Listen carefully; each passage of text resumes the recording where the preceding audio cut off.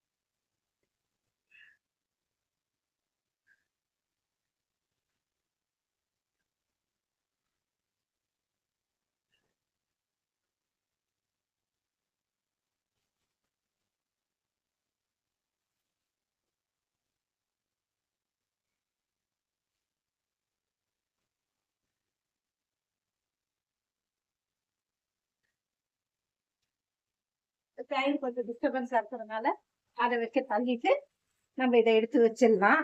இதை எடுத்துட்டு போயிட்டு முன்னாடி இருக்கிற மாடியில போட்டுக்கலாம், 3வது மாடியில போட்டுக்கலாம்.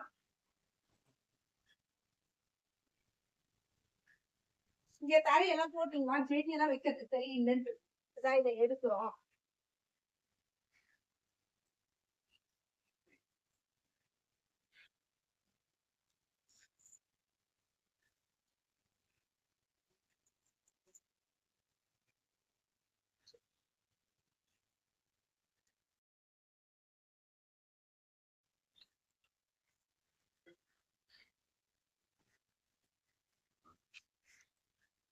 இது கற்பூரவள்ளி.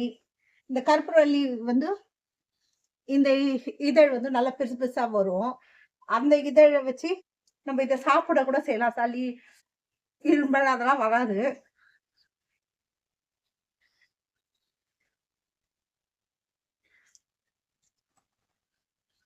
இது மிளகா செடி. இது கல்லுலயே அப்படியே மிளகா செடி வந்து பூவெல்லாம் எடுக்குது. இது அதே மாதிரி இந்த இடத்துல அது கொஞ்சம் பிடிச்சிச்சுன்னா அந்த இடத்துல வந்துடும். இது பாவக்காய் கொடி. இதெல்லாம் கொஞ்சம் எடுத்துட்டு மழை பெய்யறதுனால கொஞ்சம் கிளீன் பண்ணிட்டு கொஞ்சம் தரைய வச்சிடலாம், இல்லைன்னா மாடியில ஓதை இறங்கும்னு சொல்லிட்டு இதெல்லாம் கிளீன் பண்ணிக்கிட்டு இருக்கோம்.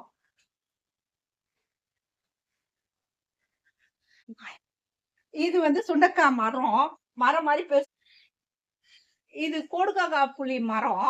இந்த மரம் வந்து கொடுக்காய் புளி வாங்கிட்டு வந்து சாப்பிட்டு அந்த விதைய போட்டாக்க அந்த செடி வந்திருக்கு. இது வந்து பாக்டீரியா தொற்றுக்கெல்லாம் நல்லது. ஆனா இத நம்ம இது வந்து காத்துல இருந்து சுவாசிக்கிறது கூட நம்ம வீட்டுக்கு நல்லதுன்னு சொல்லுவாங்க. இது ஊர் சைட்ல கழனி பக்கத்துல வாய்க்கால் பக்கத்துல இதை நட்டு வைப்பாங்க. இந்த கொடுக்காய் புளிய. இந்த கொடுக்காய் புளி வந்து இந்த இலையில இருந்து பாக்டீரியா தொற்று நச்சு தன்மை நீக்கும்னு சொல்லுவாங்க. அதனால இதை வச்சிருப்பாங்க. இது வந்து சுண்டக்காய் செடி. இது சுண்டக்காய் செடி என்பது ஒரு மரம் மாதிரி வளர்ந்துரும். நம்ம தொட்டியே வச்சிருக்கிறதுனால அது அப்படியே வந்துட்டு வரும்.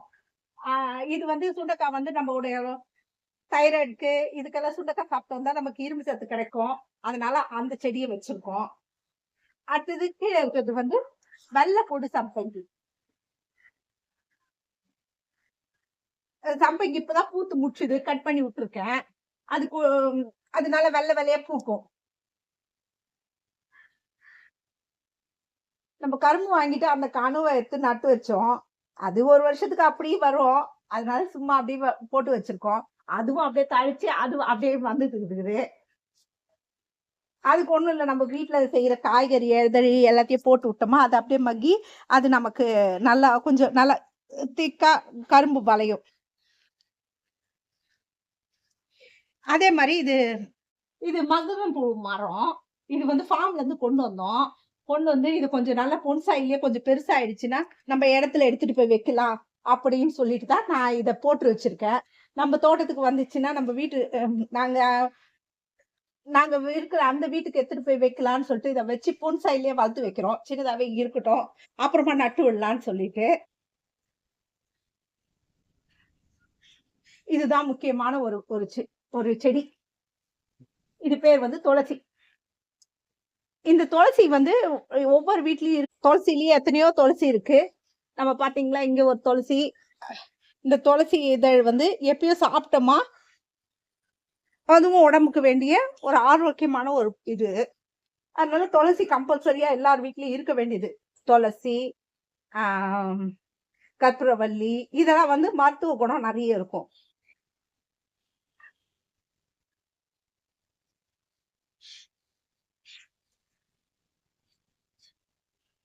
அப்புறம் இது வந்து சாமந்தி செடி. இந்த சாமந்தி செடி வாங்கி வச்சிருக்கோம். அது இன்னும் வரல. அது நல்லா வந்துச்சுன்னா ஒரு ஒரு கூட பூ பூக்கும் அது சாமந்தி. அடுத்தது வந்து இதையும் ஃபார்ம்ல இருந்து நாங்க வாங்கியிருக்கோம். இது வந்து கருவேப்பிலை. கருவேப்பிலை செடியா உடைச்சு உடைச்சு விட்டு வச்சதோமா நல்லா வரும்.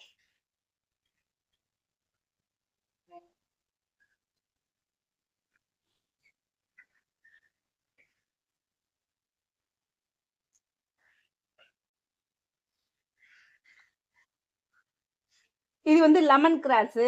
இந்த லெமன் கிராஸ் செடி வந்து ஃபார்ம்ல இருந்து வாங்கிட்டு வந்து வச்சிருந்தோம்.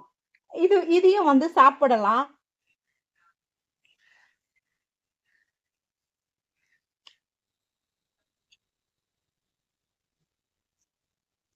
அப்புறம் இது ஜிஞ்சர் செடி. ஜிஞ்சர் வீட்டுல சமையலுக்கு வச்சிருக்கும் போது அது நல்லா செடியா வந்ததுனால இதுல தூக்கி போட்டிருக்காங்க. அது அழகா முளைச்சு வந்திருக்கு. இதுவும் ஒரு சாமந்தி செடி.